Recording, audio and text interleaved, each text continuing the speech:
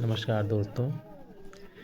इन दिनों मैं कई दिनों से थोड़ा परेशान चल रहा था और उस परेशानी की वजह क्या थी मुझे कुछ ख़ास पता नहीं है। पता इसलिए नहीं क्योंकि मैं कुछ उस चीज़ के बारे में समझ ही नहीं पाया। मैंने कई दिनों तक इस बारे में सोचा और चिंतन करता रहा। कुल मिला-जुला करके जब अंततः मैं इस निष्कर्ष पर पहुँचा तो मुझे यह बात मालूम हुई कि मेरी परेशानी की वजह है मेरे स्वजनित विचार जो कि मुझे परेशान कर रहे थे।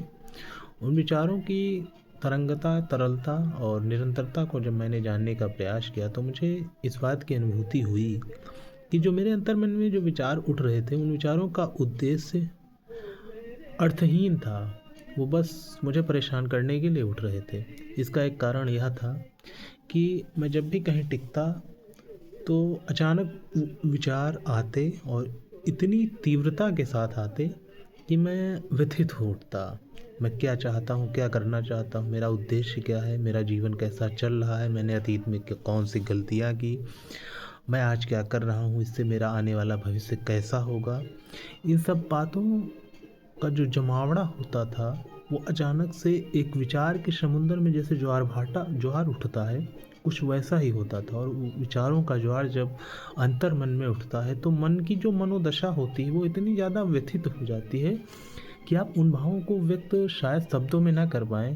वो मानसिक हलचल होती है और वो जो मन के भीतर जो आवाज़ उठती है, उस आवाज़ को सुन कर के जो मन में एक कौतूहल की स्थिति उत्पन्न होती है, शायद उसी का परिणाम अवसाद है। और अवसाद से तो आप सभी परिचित हैं। आज के समय में मुझे लगता है कि इस धरा भूमि पर रहने वाला हर प्राणी अवसाद नामक बीमारी से ग्रसित है। वो कोई भी हो, वो चाहे साधु संत सन्यासी वैरागी डॉक्टर इंजीनियर मास्टर अधिकारी नेता अभिनेता कोई भी हो, वो इस बीमारी से ग्रसित है।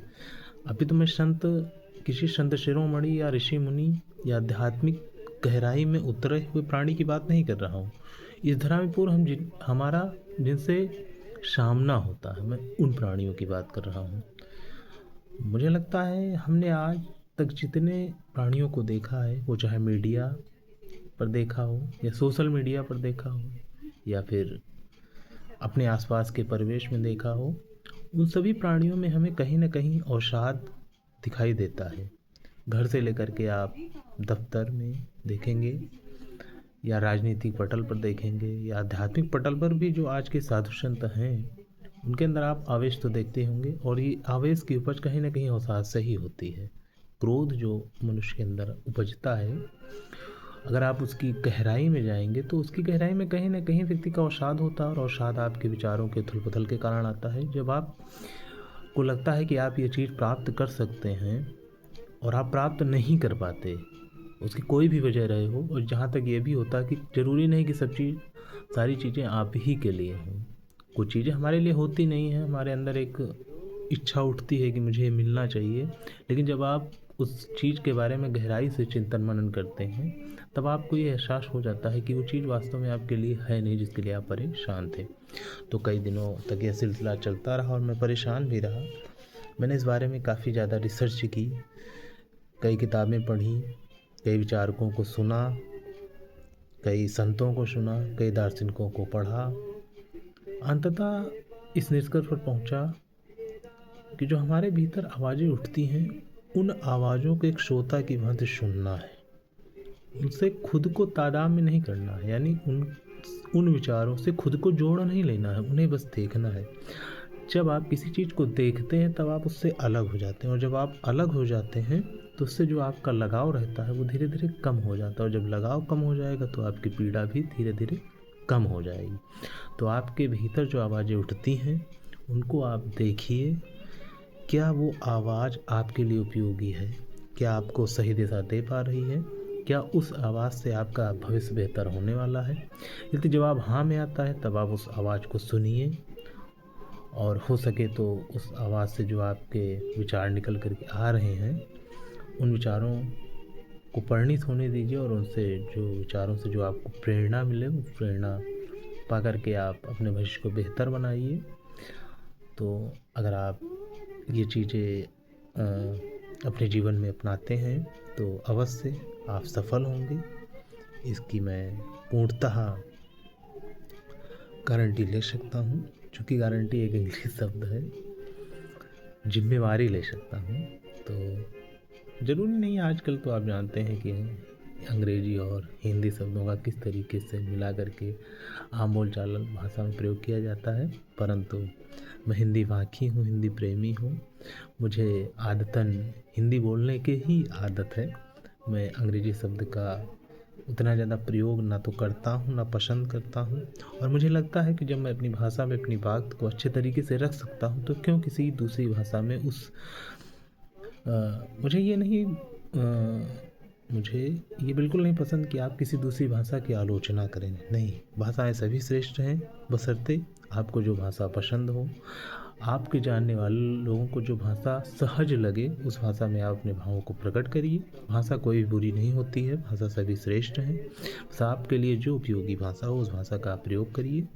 आपका जिस भाषा में आपकी पकड़ हो उस भाषा का प्रयोग करिए, और आपसे जुड़े हुए लोगों की जिस भाषा में रुचि हो उस भाषा का आप प्रयोग करिए।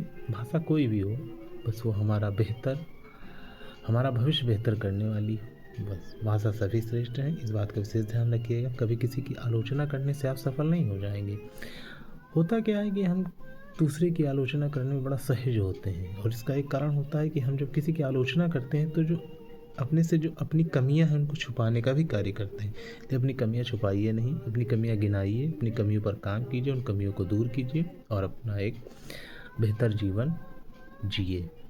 सांसें जब तक चल रही हैं तब तक जीना है, और बाकी बंद हो जाएंगे तो वैसे भी हम सभी को निपट ही जाना है। तो निपटने से पहले कुछ बेहतर करना है, और कुछ बेहतर करने के लिए बेहतर सोचना है, और उस सोचने को अपने व्यक्तित्व में लाना। व्यक्तित्व जब आएगा तब आचरण बनेगा, और आचरण से आपका जीवन उन्नत होगा।